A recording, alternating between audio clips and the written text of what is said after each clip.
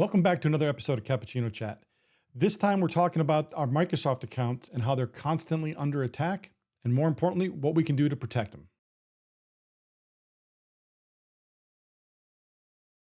We all know and understand that every day, every minute, our accounts in Microsoft 365 are under attack, right? Well, you may not realize it because there's nothing alerting you to it, but we got access to back-end data from our clients showing that these attacks are happening and people are trying to log in with either stolen credentials, just password attacks, alphabet attacks, just trying different stuff. So we're seeing this data, but to further prove it, found an article recently from Dark Reading that explains a specific attack from Chinese-backed attackers where they compromised over 130,000 different devices, that these devices were being used to specifically attack Microsoft. So these weren't just in China or just Chinese owned devices. These were devices that had been breached somehow. A user opens an email, clicks a link, whatever. These Chinese-backed hackers were using these rogue devices that users had no idea that they were there, but they were using other people's computers to attack Microsoft accounts and actually try to break passwords, enter passwords, and get into those accounts. So this is happening all the time. Now, when this article first came out, I was like, yeah, of course. And I started looking around at some of our clients because our stuff's being blocked. We are monitoring this. We are protecting this. We're ensuring that these types of breaches don't happen and alerting our clients and or just taking care of it. So I started looking and yes, it's happening a lot. It happens to my account. It happens to everyone's account. So if you think that this isn't happening, I'm telling you, you're wrong. So good, strong passwords, as always, very important. So what are some things we can do to protect ourselves? Again, strong passwords. What's a strong password? It's definitely not password 123, right? That is not a strong password. Used to be, 8 characters, upper, lower number, and a special character was good enough.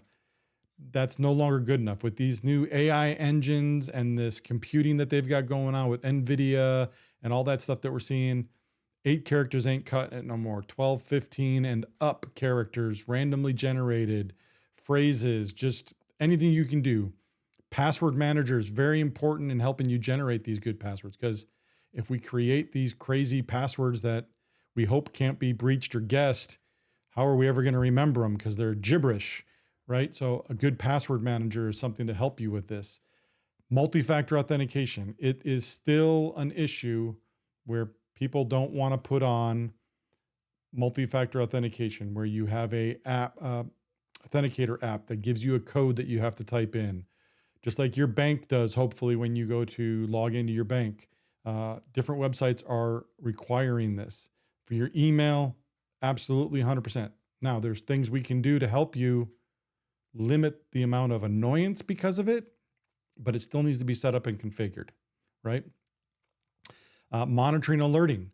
So Microsoft's not going to tell you when your attack's being hacked into and people are trying to log into your account. You may just all of a sudden not be able to get into your email for a little while and you can't figure out why. Well, it's because Microsoft has seen different attacks and different false logins and has locked out your account for a period of time.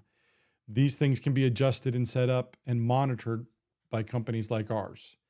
You want to do cyber awareness training for employees so they understand to watch out for these different emails and links and how to set up a proper password, why the importance of MFA is there so they're not just constantly, screaming in your ear how annoying it is to have to type a code in just to do their work and all this stuff. They understand the risks to your business.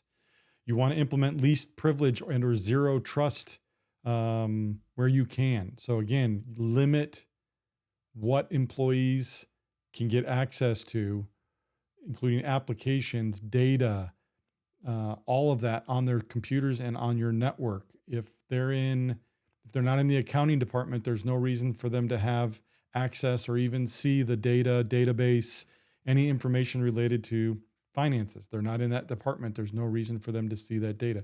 Make sure you're implementing those least privileges, zero trust policies so that that stuff can't be accessed if there was a breach of any kind. Create conditional access rules within Microsoft 365. Now, this requires some additional licensing or a different level of licensing possibly for you, but this can be set up so that it can limit access from outside the US. Require MFA on all users, whether they set it up or not. Only allow for the setup of MFA at your location. This one's a big one. We had a client that had MFA, the free MFA set up on it, but the hacker was able to get the employee to log into Microsoft 365 for the hacker. In other words, they were phished. Once they were in, the hacker just simply set up another MFA authenticator on their own device, and then they were able to log in as they pleased with another authentication because now they were getting the code to log in. So again, a lot of things we can do with that conditional access, very important. And then lock down the devices with application whitelisting and having MDR type tools that manage detection and response. So application whitelisting is where if it's not on the approved application list, so if you use QuickBooks and you use Office, Word, Excel, Outlook, those things, those are all approved. But if someone was to click a link or open attachment that tried to install something without you knowing it behind the scenes, because it's not on that approved list, it would be denied and it would not be able to install that hacking tool to watch and learn and get data on your network and from your computer systems. Very important. So those are 6 different things that you can be doing, implementing one or even better, all of them. If you are not sure what kind of security you have, you assume your IT provider is taking care of these things, you haven't talked to your IT provider about these security items, please reach out to me or them and have this hard conversation. If you don't get a good answer, please reach out to me so we can let you know what's available, how we can help assist, and it's ensuring that your business is as secure as it can be. But these attacks are happening every minute of every day. If I showed you, you would be totally surprised at it. All right. So again, any questions, concerns, please reach out to us. Give us a call here at the office, 760-770-5200.